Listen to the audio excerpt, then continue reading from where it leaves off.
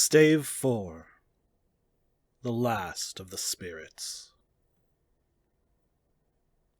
The phantom slowly, gravely, silently approached. When it came near him, Scrooge bent down upon his knee. From the very air through which this spirit moved, it seemed to scatter gloom and mystery.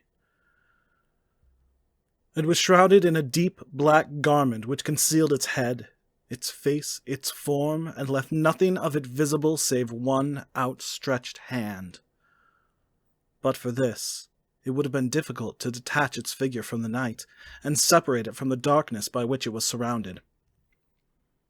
He felt that it was tall and stately when it came beside him, and that its mysterious presence filled him with a solemn dread. He knew no more, for the spirit neither spoke nor moved.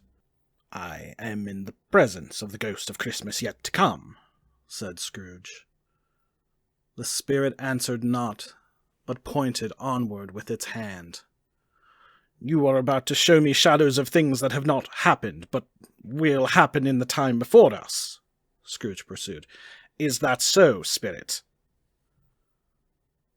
The upper portion of the garment was contracted for an instant in its folds, as if the spirit had inclined its head. That was the only answer he received.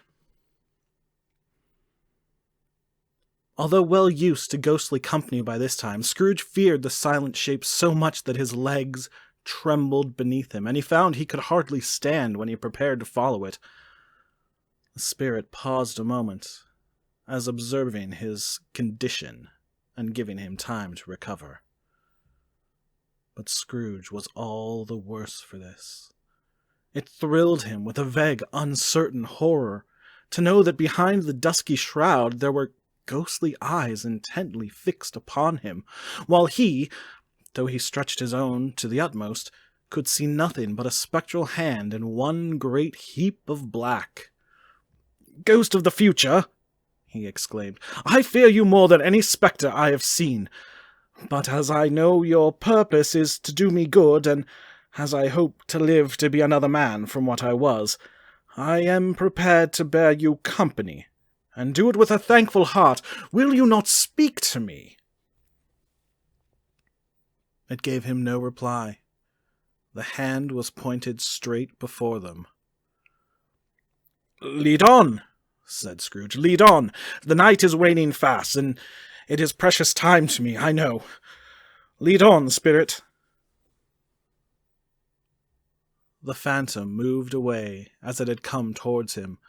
Scrooge followed in the shadow of its dress, which bore him up, he thought, and carried him along.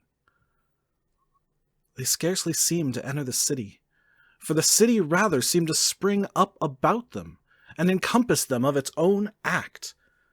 But there they were, in the heart of it, on 'change amongst the merchants, who hurried up and down and chinked the money in their pockets and conversed in groups and looked at their watches and trifled thoughtfully with their great gold seals, and so forth, as Scrooge had seen them often. The spirit stopped beside one little knot of businessmen.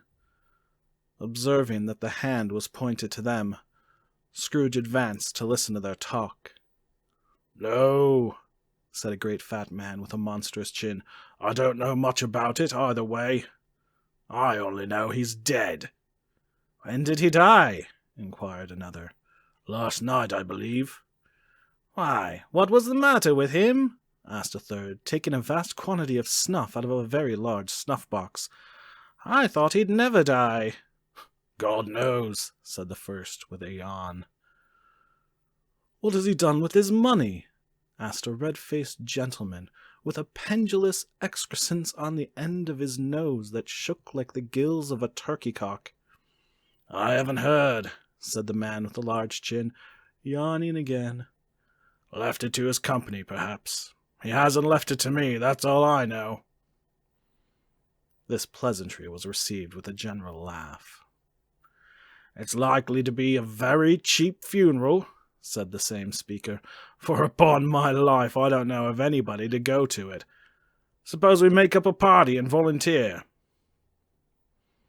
I don't mind going if lunch is provided, observed the gentleman with the excrescence on his nose. But I must be fed if I make one. Another laugh. Well, I am the most disinterested among you, after all, said the first speaker, for I never wear black gloves and I never eat lunch. But I'll offer to go if anybody else will. When I come to think of it, I'm not at all sure that I wasn't his most particular friend, for we used to stop and speak whenever we met. Bye-bye. Speakers and listeners strolled away and mixed with other groups. Scrooge knew the men and looked towards a spirit for an explanation. The phantom glided on into the street. Its finger pointed to two persons meeting.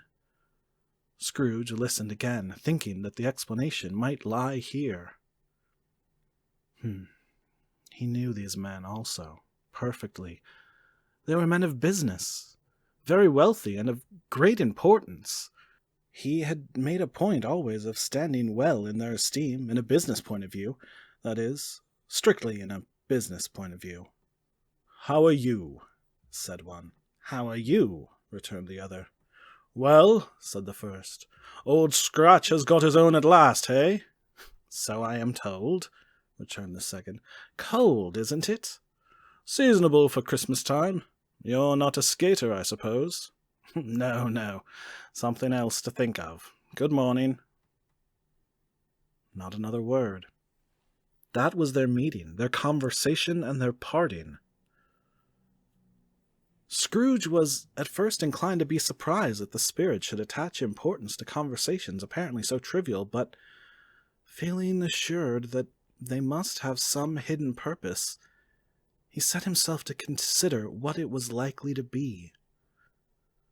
They could scarcely be supposed to have any bearing on the death of Jacob, his old partner, for that was past, and this ghost's province was the future. Nor could he think of anyone immediately connected with himself to whom he could apply them.